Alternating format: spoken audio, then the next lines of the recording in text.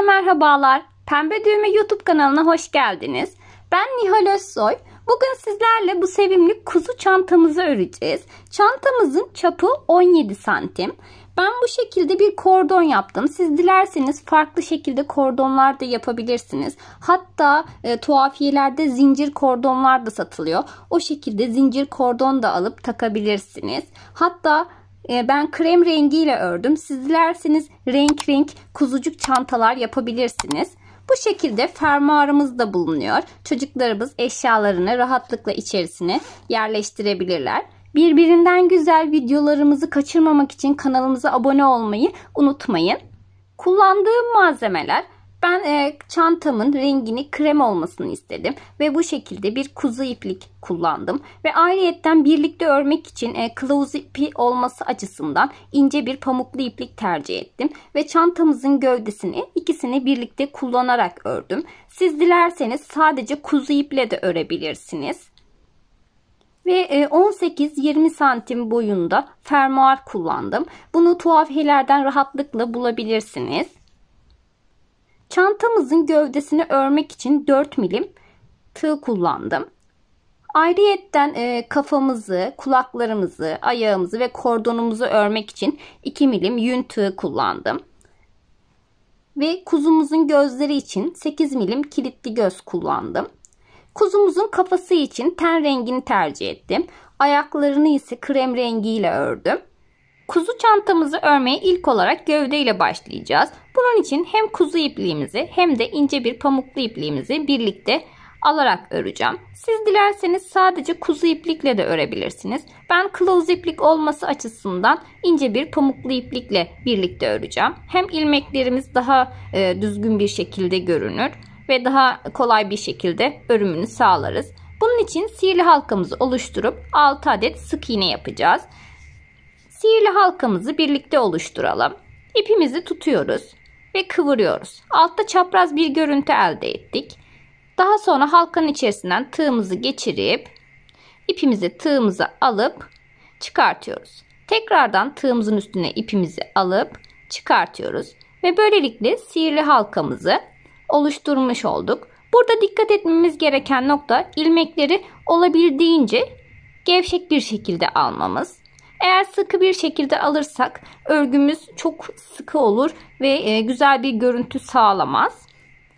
Eğer gevşek alıyorsanız yine de sıkı oluyorsa tığ numaranızı da yükseltebilirsiniz. Şimdi içerisine 6 adet sık iğnemizi yapalım.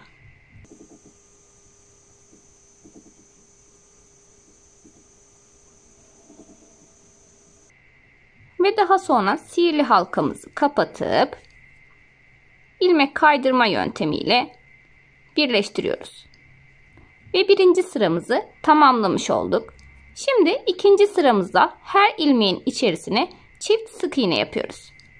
Ve sıra sonunda 12 sık iğneye ulaşıyoruz.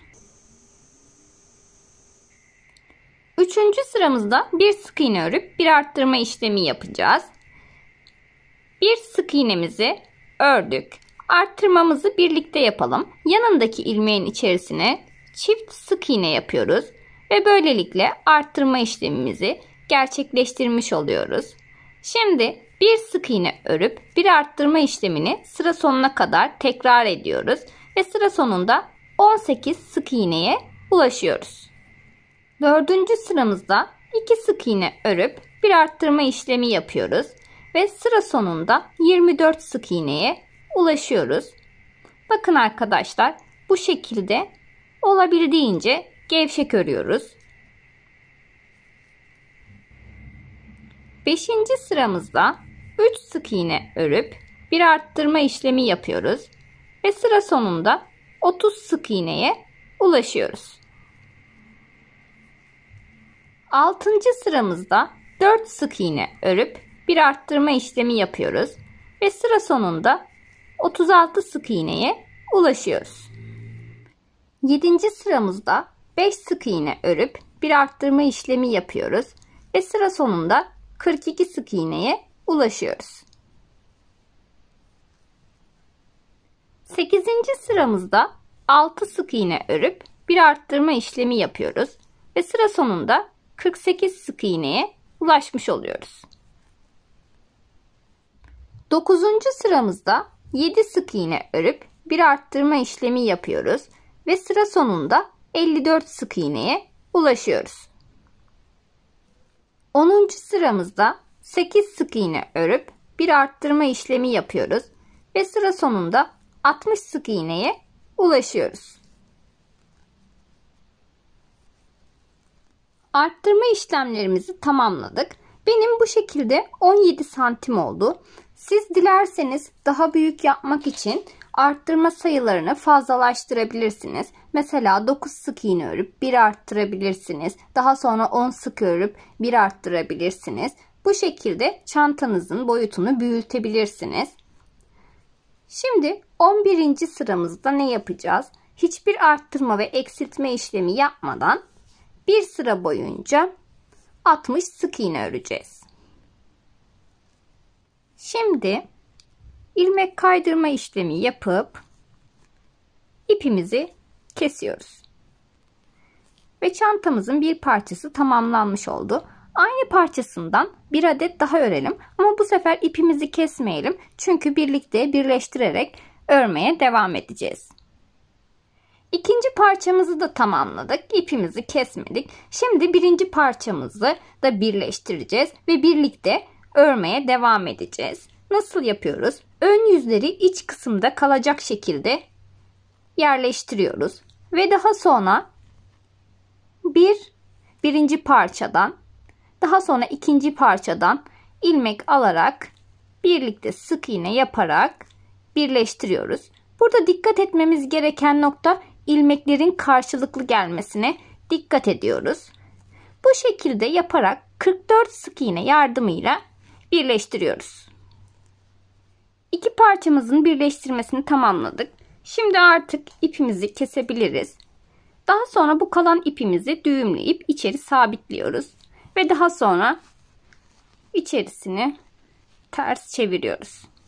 Ve böylelikle çantamızı tamamlamış olduk. Bu kalan kısım ise fermuar yerimiz olacak. Bu şekilde çantamızı da tamamlamış olduk. Şimdi kuzumuzun kafasını yapacağız. Bunun için sihirli halkamızı oluşturuyoruz ve içerisine 6 adet sık iğne yapıyoruz. Sihirli halkamızı kapatıp ilmek kaydırma yöntemiyle birleştiriyoruz ve birinci sıramızı tamamlamış olduk. İkinci sıramızda ilmeklerin arka lobundan alarak her ilmeğe çift sık iğne yapacağız. Bu gördüğümüz ilmeğimiz şu ön lobu, bu da arka lobu. Arka lobundan alarak her ilmeğe çift sık iğne yapıyoruz. Sıra sonunda 12 sık iğneye ulaşıyoruz. Üçüncü sıramızda da yine aynı şekilde ilmeklerin arka lobundan alarak bir sık iğne örüp bir arttırma işlemi yapıyoruz. Ve sıra sonunda 18 sık iğneye ulaşıyoruz. Dördüncü sıramızda da aynı şekilde ilmeklerin arka lobundan alarak 2 sık iğne örüp bir arttırma işlemi yapıyoruz. Ve sıra sonunda 24 sık iğneye ulaşıyoruz. 5. sıramızda da ilmeklerin arka lobundan alarak 3 sık iğne örüp bir arttırma işlemi yapıyoruz. Ve sıra sonunda 30 sık iğneye ulaşıyoruz. 6. ve 9. sıralar dahil olmak üzere 4 sıra boyunca her sırada ilmeklerin arka lobundan alarak 30 sık iğne örüyoruz. Şimdi 10. sıramıza geldik. 10. sıramızda da ilmeklerin arka lobundan alarak 4 sık iğne örüp bir arttırma işlemi yapıyoruz. Ve sıra sonunda 36 sık iğneye ulaşıyoruz. 11. sıramıza geldik. 11. sıramızı artık normal bir şekilde öreceğiz. Şimdi 5 sık iğne örüp bir arttırma işlemi yapıyoruz. Ve sıra sonunda 42 sık iğneye ulaşıyoruz. Şimdi 12. ve 18. sıralar dahil olmak üzere 7 sıra boyunca 42 sık iğne örüyoruz. Böyle bir görüntü elde etmiş olduk. Kilitli gözlerimizi başlama noktasından aşağı doğru sayarak 12. ve 13. sıralar arasına 5 ilmek boşlukla takıyoruz. 19. sıramıza geçtik. Şimdi azaltma işlemlerini yapacağız. 5 sık iğne örüp bir azaltma işlemi yapıyoruz. 1, 2, 3, 4, 5. İlk azaltmamızı birlikte yapalım. Her iki ilmeğin de ön lobundan alarak birlikte örüyoruz ve böylelikle azaltma işlemimizi gerçekleştirmiş olduk. Şimdi sıra sonuna kadar 5 sık iğne örüp bir azaltma işlemimizi yapalım. Sıra sonunda 36 sık iğneye düşürelim. 20. sıramızda 4 sık iğne örüp bir azaltma işlemi yapıyoruz ve sıra sonunda 30 sık iğneye düşürüyoruz. 21. sıramızda 3 sık iğne örüp bir azaltma işlemi yapıyoruz ve sıra sonunda 24 sık iğneye düşürüyoruz ve artık bu sıranın sonunda doldurma işlemini gerçekleştirebiliriz. 22. sırada 2 sık iğne örüp bir azaltma işlemi yapıyoruz ve sıra sonunda 18 sık iğneye düşürüyoruz. 23. sırada bir sık iğne örüp bir azaltma işlemi yapıyoruz ve sıra sonunda 12 sık iğneye düşürüyoruz. 24. sırada 6 azaltma yapıyoruz.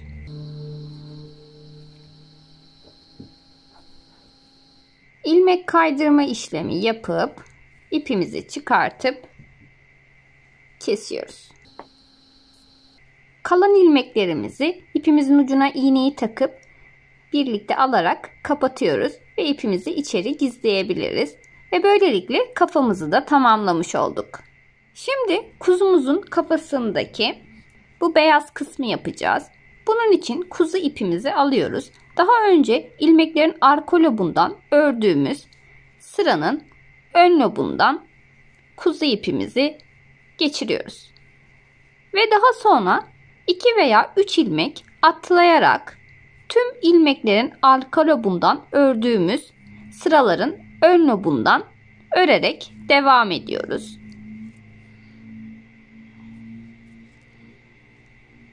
Daha sonra ipimizi çıkartıp kesiyoruz. Ve böylelikle kafamızın üst kısmını da tamamlamış olduk. Bu kalan iplerimizi de iç kısma saklıyoruz.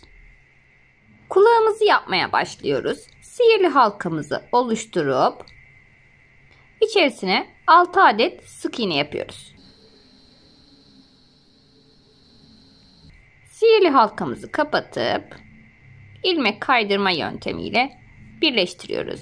Ve birinci sıramız tamamlanmış oldu. Şimdi ikinci sıramızda her ilmeğin içerisine çift sık iğne yaparak sıra sonunda 12 sık iğneye ulaşıyoruz. Üçüncü sıramızda bir sık iğne örüp bir arttırma işlemi yapıyoruz. Ve sıra sonunda 18 sık iğneye ulaşıyoruz. Dördüncü sıramızda 2 sık iğne örüp bir arttırma işlemi yapıyoruz. Ve sıra sonunda 24 sık iğneye ulaşıyoruz.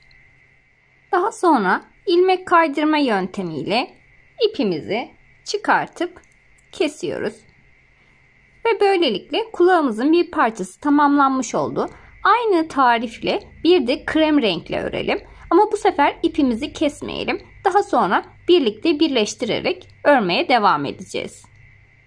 Krem parçamı da ördüm. Krem parçamın ön yüzü bana bakacak şekilde tutuyorum. Daha sonra ten rengi parçamın ters kısmı bana bakacak şekilde krem parçaya yerleştiriyorum. Ve daha sonra hem krem parçadan hem ten rengi parçadan alıp birlikte sık iğne yaparak birleştiriyorum. Burada ilmeklerin karşılıklı gelmesine dikkat ediyorum. Ve sıra sonuna kadar bu şekilde birlikte alarak örüyoruz. Şimdi ilmek kaydırma işlemi yapıp dikiş için uzun bir ip bırakıp ipimi kesiyorum. Ve böylelikle kulağımı da tamamlamış oldum. Aynı kulağımızdan bir adet daha örelim. Şimdi ayağımızı yapacağız. Bunun için sihirli halkamızı oluşturup içerisine 6 adet sık iğne yapıyoruz. Sihirli halkamızı kapatıp ilmek kaydırma yöntemiyle birleştiriyoruz. Ve birinci sıramız tamamlanmış oldu. Şimdi ikinci sıramızda her ilmeğin içerisine çift sık iğne yaparak sıra sonunda 12 sık iğneye ulaşıyoruz. Üçüncü sıramızda 3 sık iğne örüp bir arttırma işlemi yapıyoruz. Ve sıra sonunda 15 sık iğneye ulaşıyoruz. Şimdi 4 ve 8. sıralar dahil olmak üzere 5 sıra boyunca 15 sık iğne örüyoruz. Uç kısmına doğru çok az miktarda boncuk silikon elyaf dolduruyoruz. Çok sıkı bir şekilde doldurmuyoruz. Şimdi ikiye katlıyoruz ve ilmekleri tığ yardımıyla karşılıklı alarak kapatıyoruz.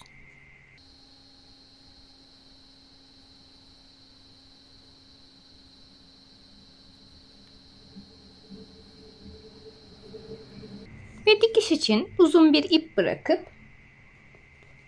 kesiyoruz. Ve böylelikle ayağımızı da tamamlamış olduk. Aynı ayağımızdan bir adet daha örelim. Şimdi kordonumuzu yapacağız. Bunun için başlamadan önce biraz uzun ip bırakıyoruz. Çünkü dikişimizde bize kolaylık sağlayacak. Şimdi 5 tane zincir çekeceğiz. İlk zincirimizin başlangıcını birlikte yapalım. İpimizi tutuyoruz, kıvırıyoruz. Çapraz bir görüntü elde ettik. Daha sonra halkanın içerisinden tığımızı geçirdik. Tığımızın üzerine ipimizi dolayıp çıkartıyoruz. Altta kalan ipimizi çekip zincirimizin ilk başlangıcını oluşturuyoruz. Şimdi 5 tane zincir çekelim. Zincirimizi çektik. Şimdi geri dönüyoruz ve ikinci ilmekten itibaren 4 tane tekli trabzan yapacağız. İlk tekli trabzanımızı birlikte yapalım. Tığımızın üzerine ipimizi aldık. İlmeğimize battık. Daha sonra tekrar tığımızın üzerine ipimizi alıp çıkartıyoruz. Ve tığımızın üzerinde 3 ilmek varken tek seferde çıkıyoruz. Ve böylelikle tekli trabzanımızı yapmış olduk. Şimdi kalan 3 tane tekli trabzanımızı da yapalım. Bu şekilde sıramızı tamamladık. Şimdi bir üst sıraya geçmek için bir zincir çekiyoruz ve geri dönüyoruz. Tekrar ikinci ilmekten itibaren sıra sonuna kadar tekli trabzan yapıyoruz. Ve bu şekilde istediğimiz uzunluğa gelesiye kadar örüyoruz.